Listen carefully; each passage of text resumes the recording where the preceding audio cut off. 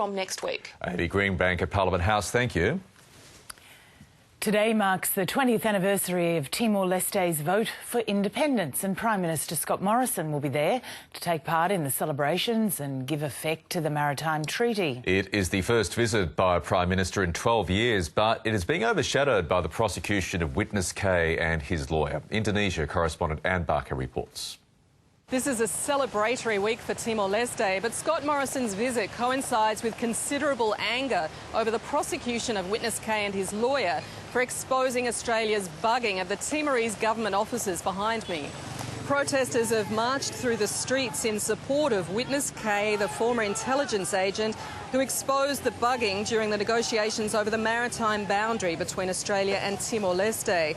Along with senior leaders here, they're demanding Australia drop the charges.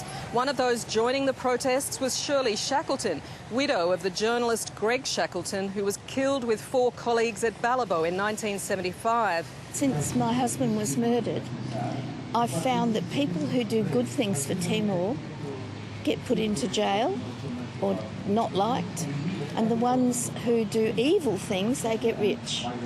Witness K's revelations led to Timor-Leste scrapping its earlier agreement with Australia over the maritime boundary, and negotiations for a new treaty signed last year, which gives Timor a far bigger share of the royalties from oil and gas fields in the Timor Sea.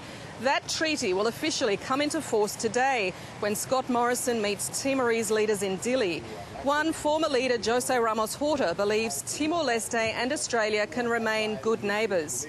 So we have an excellent relationship with Australia, and we can do more and should do more. I have told my compatriots, Australia is very important for the viability, the survival, the independence of this country. So it must do everything to have an absolutely good, solid relationship with Australia.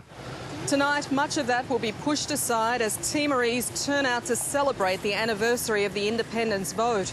They're expected to join a huge party to celebrate the vote that gave them freedom from Indonesian occupation. Anne Barker reporting there. Let's take you to New South Wales now for the latest.